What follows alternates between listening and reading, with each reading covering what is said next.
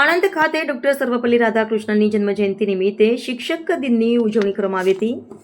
જિલ્લાના બાકરોલ સ્થિત વીએપીએસ સ્વામિનારાયણ વિદ્યાલય ખાતે નાયબ મુખ્ય દંડક શ્રી રમણભાઈ સોલંકીની અધ્યક્ષતામાં યોજાયેલા શિક્ષક દિન ઉજવણી કાર્યક્રમમાં શિક્ષણ ક્ષેત્રે બહુમૂલ્ય યોગદાન આપનાર શિક્ષકોને, શાળાઓને તેમજ તેજસ્વી વિદ્યાર્થીઓને સન્માનિત કરવામાં આવ્યા હતા. આ પ્રસંગે નાયબ મુખ્ય દંડક શ્રી રમણભાઈ સોલંકીએ ડોક્ટર સર્વપલ્લી રાધાકૃષ્ણનના જન્મદિવસને શિક્ષક દિન તરીકે ઉજવવાની પરંપરા અને સમાજના ઘડતરમાં શિક્ષકના મૂલ્ય યોગદાન પર ભાર મૂકતા જણાવ્યું હતું કે શિક્ષકો સમાજ નિર્માણનું અને આવનારા સમયમાં દેશના વિકસિત ભારતના લક્ષ્યને સાકાર કરવાનું કાર્ય કરી રહ્યા છે.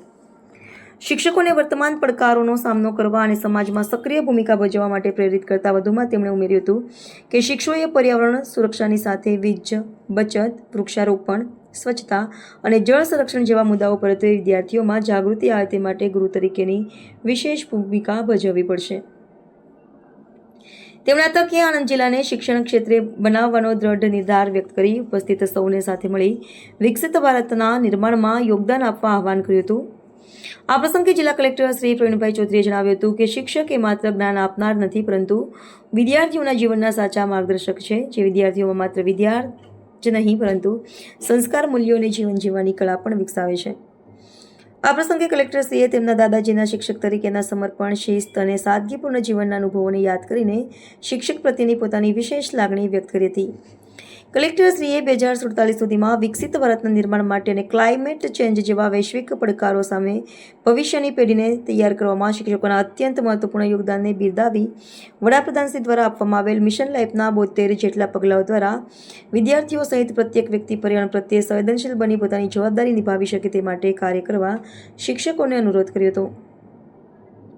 આ પ્રસંગે પેટલાદના ધારાસભ્ય કમલેશભાઈ પટેલે પોતાના ભૂતકાળના શિક્ષક તથા આચાર્ય તરીકેના સંસ્મરણો ભણાવી આજની સાંપ્રત પરિસ્થિતિને પહોંચી વળવા માટે દેશને ભાવિ નાગરિકોનું શ્રેષ્ઠ ઘડતર કરવાની પવિત્ર ફરજ શિક્ષકો નિષ્ઠાપૂર્વક બજાવે તે માટે અનુરોધ કર્યો હતો.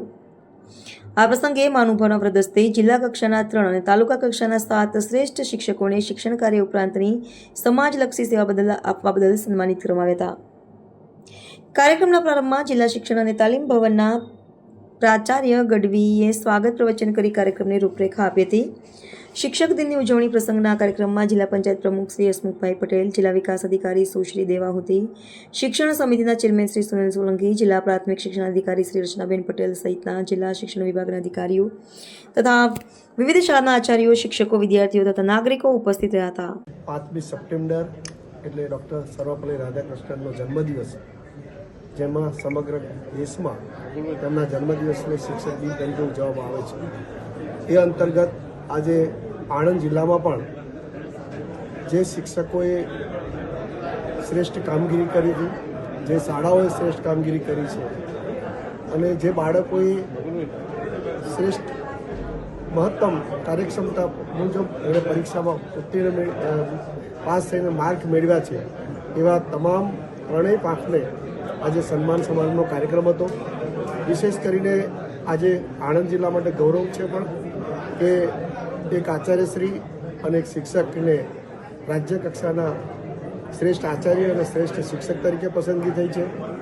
આણંદ જિલ્લાના 3 શિક્ષકોને શ્રેષ્ઠ જિલ્લાના શિક્ષક તરીકે પસંદગી થઈ છે અને 7 જેટલા શિક્ષકોને તાલુકા કક્ષાના શ્રેષ્ઠ શિક્ષક તરીકે પસંદગી થઈ છે.